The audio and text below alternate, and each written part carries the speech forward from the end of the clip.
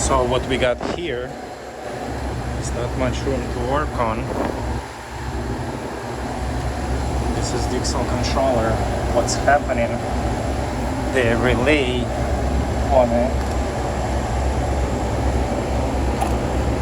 a DIXELL controller stuck closed. It's set to 39, but it's keep running and running. What's gonna happen if I'm gonna top? It's still running, right, you guys? 16 degrees, still going. Now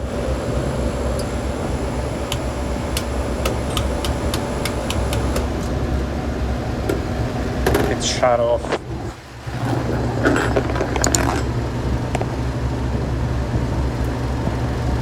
So that relay sticky on this DIXELL, and we're gonna go universal DIXELL. 230? Yeah, 230 volt supply. Mine is 230 volt as well. Let's see if it's froze up. And it's pretty icy.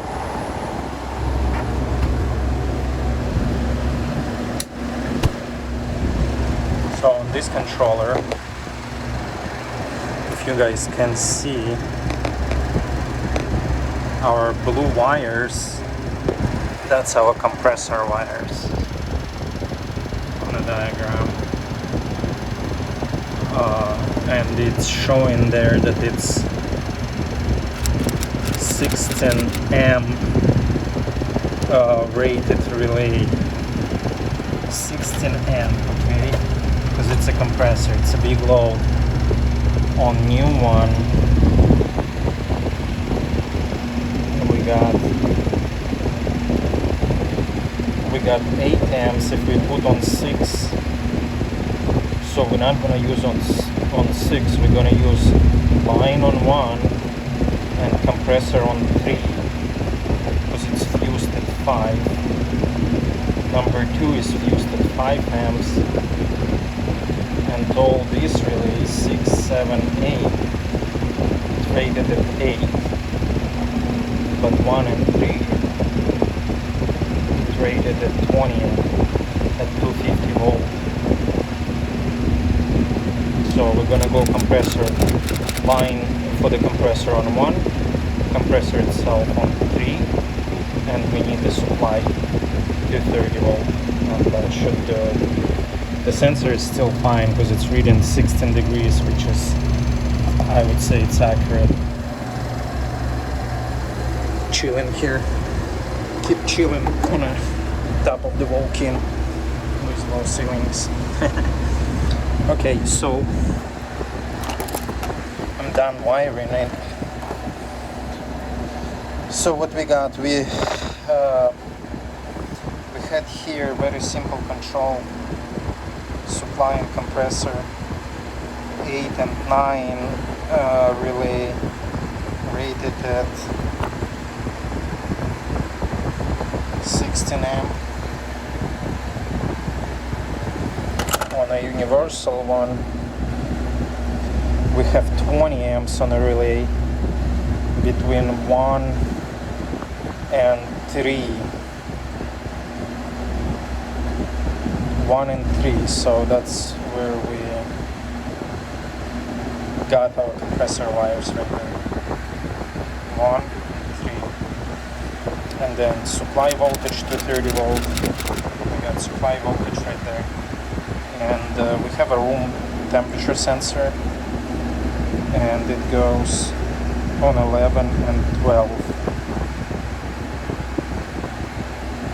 Okay, 11 and 12. And that's pretty much it on this controller. I'll just slide it in. Oh, also, we need to set it up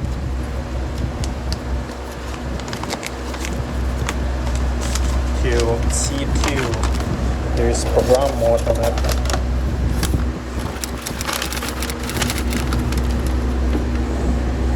tells you this TC settings on the other side, and here is all the settings and what they mean. We're going TC2 if I remember correct, which is cooling off cycle defrost, time ended. Okay,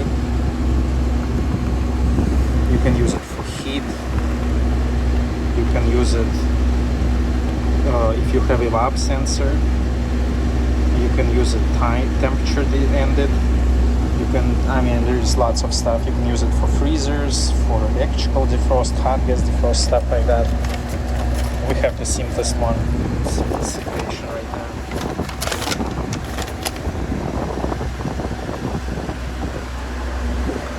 And we're gonna put this guy here.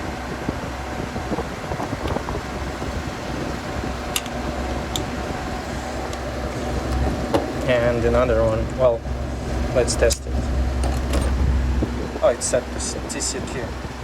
Okay, 22 degrees. I don't think it's gonna come on at 22 degrees. It's way too cold. Set to 36. We're gonna set it. It's a bit cooler. I'm gonna give it 33. Maybe 34. 34. And we're gonna give it some warm air in.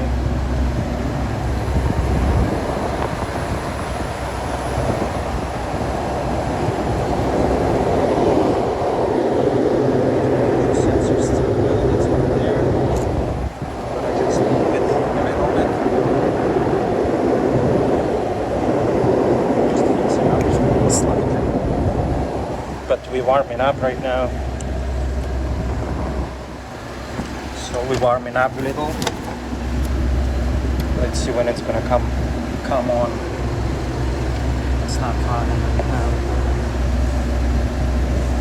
now. What is it?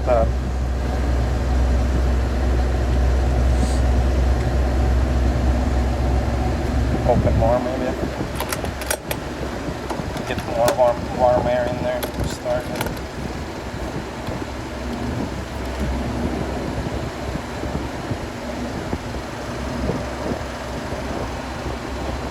Going down. Yeah, they got this box down to 31. So of course product right now super cold. Gonna take a while for it to warm up. Remember we set it to 34. So now we will see what's our differential is. It's coming on 4 degrees differential. At 38 it's come back on.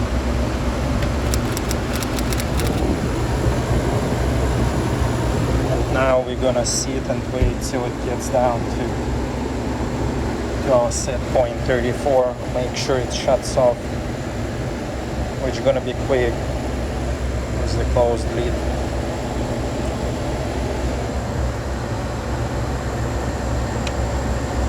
Waiting, chilling, laying on top of the Vulcan.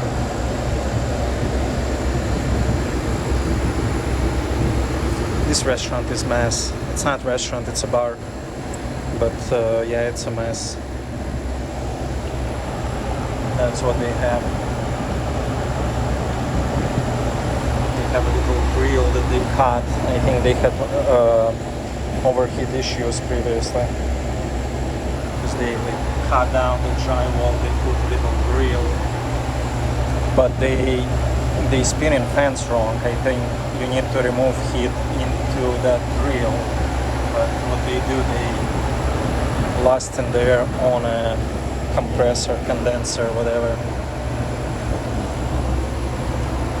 It would be better if we move this one to blow into condenser. Okay, we're at 35, 34 shut off. Yeah, it's cycling off. We're all done here. Easy peasy.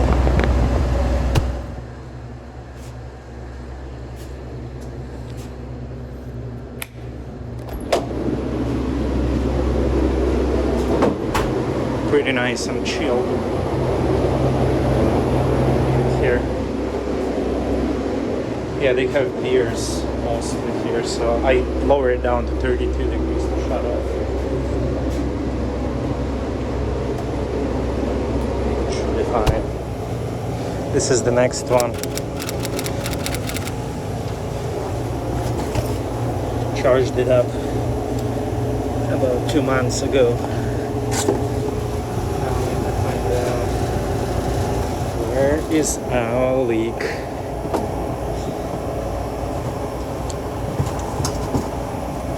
Where are you, leak? Warm box. It looks like my glove. Okay. Let's start.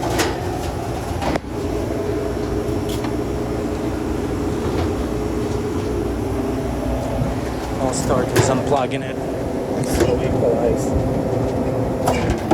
pressures. And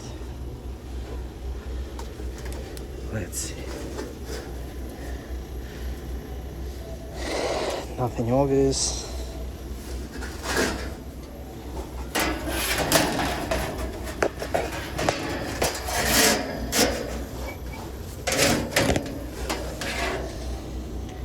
Nothing obvious. Ah, look at that.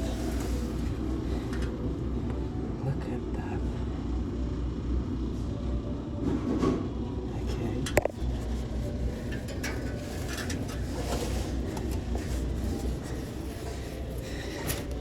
And then here.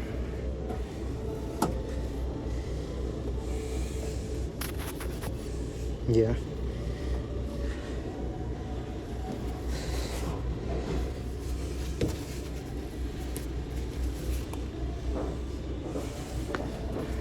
Okay, we have definitely their leak.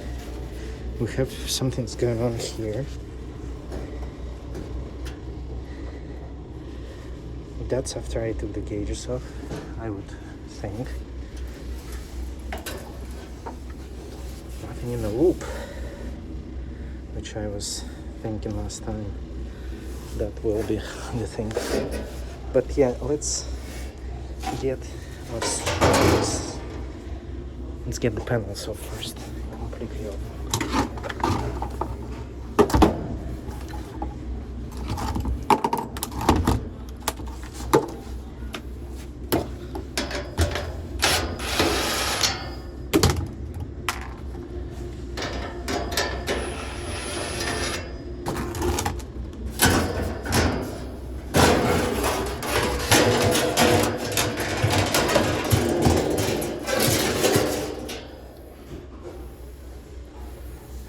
Stratus to warm up.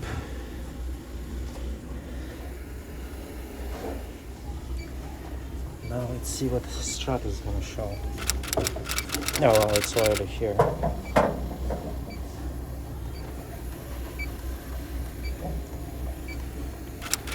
But it doesn't pick up anything.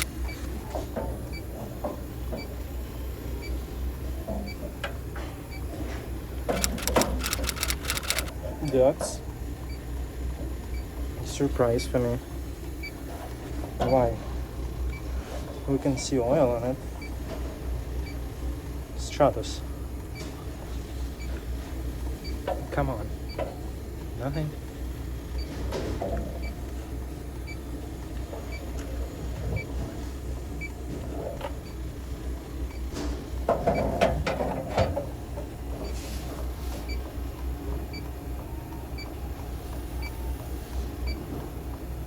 Nothing. What about 6V side? Ah, right there we have leak. At least we did.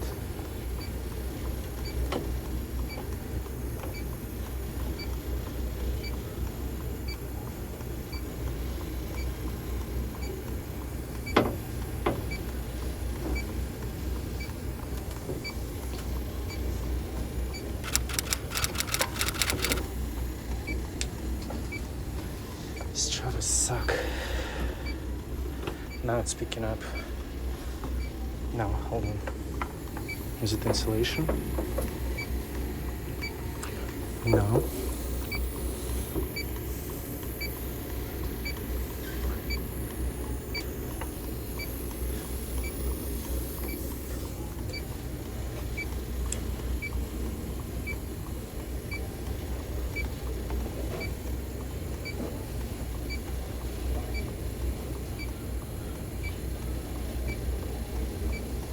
Nothing.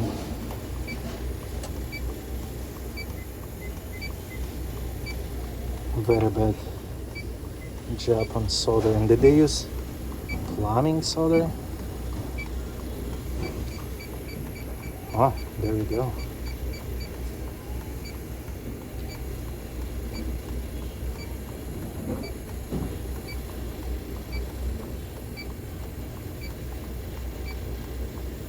What the hell did they do? Okay, let's take our salt bubbles. Try to wet that up.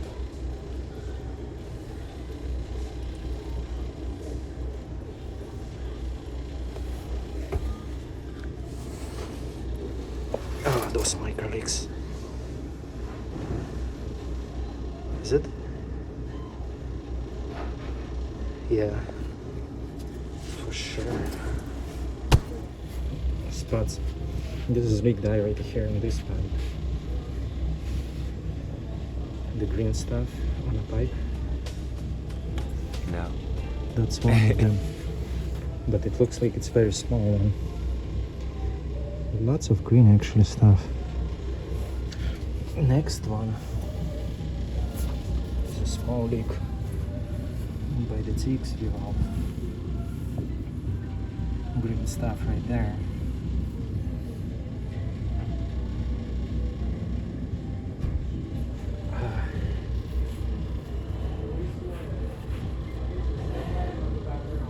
That's right there. And then I didn't even check in the other coil yet. Surprisingly, evaporator coil doesn't leak. Okay.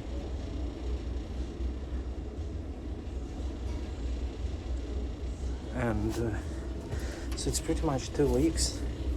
What I see, somewhere here that I don't see bubbles on, but this pipe right here, it's all was eaten out by the moisture. It almost looks like a crack on that solder joint. Hard to see.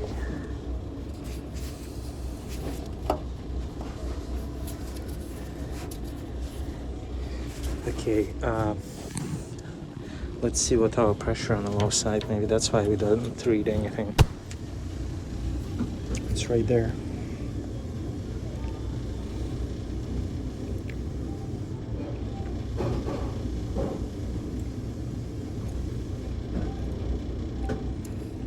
Okay, that's kind of a big leak. Okay.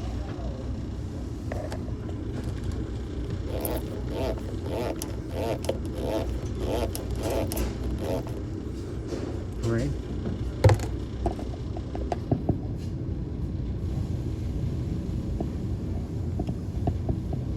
Yeah.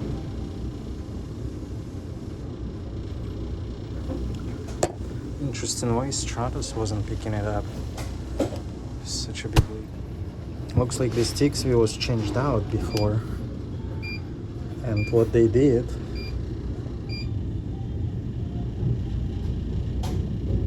this is their solder joint. Let's see.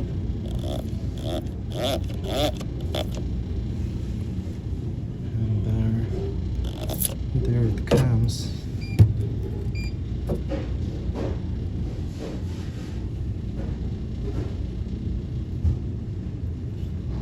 That's a big leak right there. Oh man. That. Also we have leak that right on this pipe. Not where the gauge attached, but this one.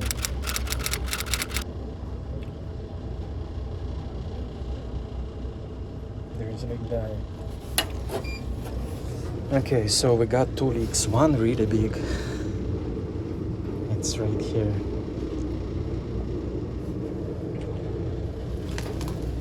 Okay. Put shitload of solder on it. Orange stick.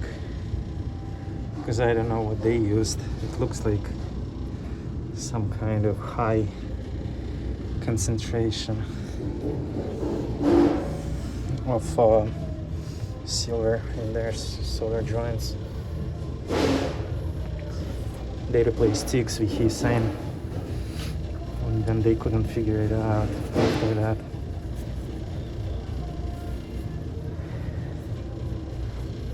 Okay.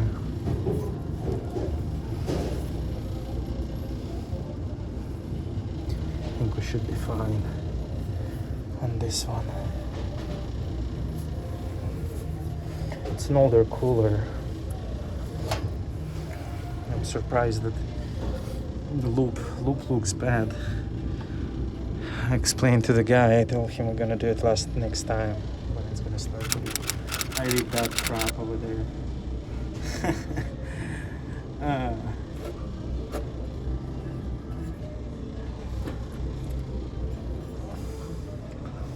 Yeah, it would be nice to swap the whole entire pipe, the whole entire run.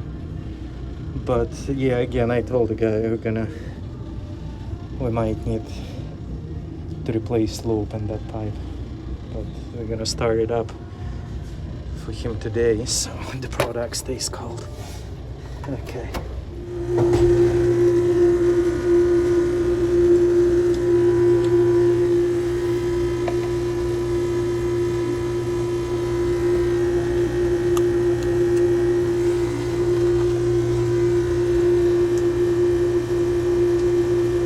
Might need to insulate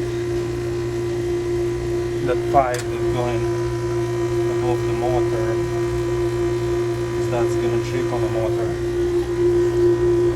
when it's gonna sweat.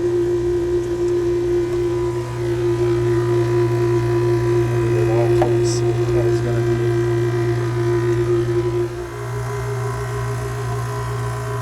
Okay, technically I didn't really open the system. Just recovered it, and it was running in positive pressures, so I think we can just load it up and charge it up, right? All right.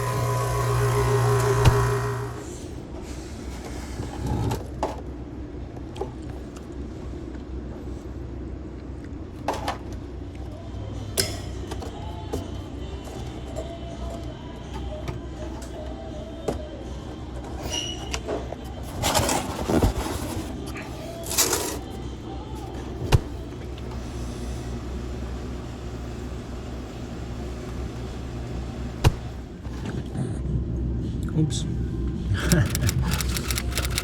leaker.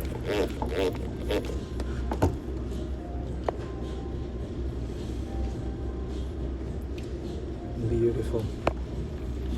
Okay, whatever. It just happened right now.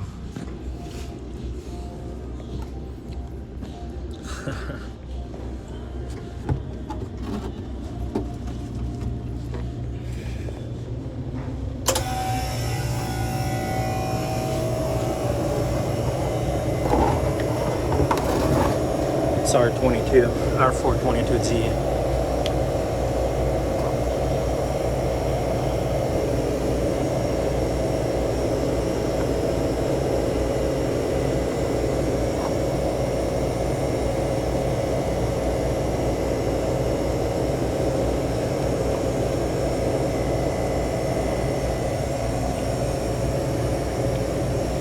I'm gonna rinse coil a little bit.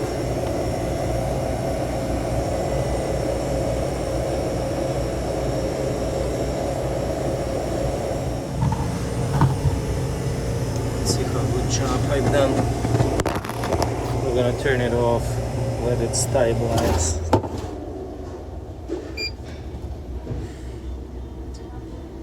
And let's go spray it with the soap. Yep. Lots of tight spaces today.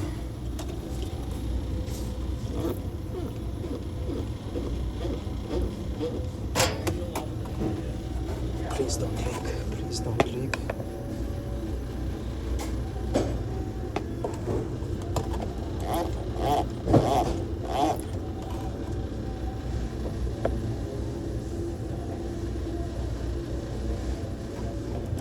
Is it picking over there as well?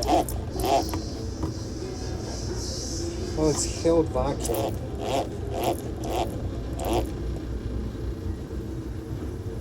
There should be no more leaks anywhere.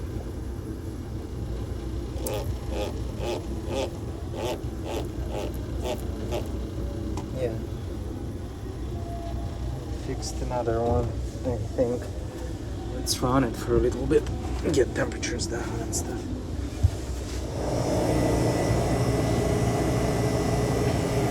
So we pretty much retrofitted right now this fridge to R422Z.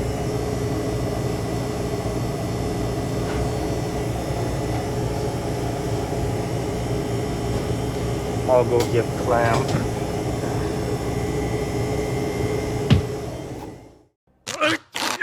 I'm stuck and I have to pee! No, I'm just stuck.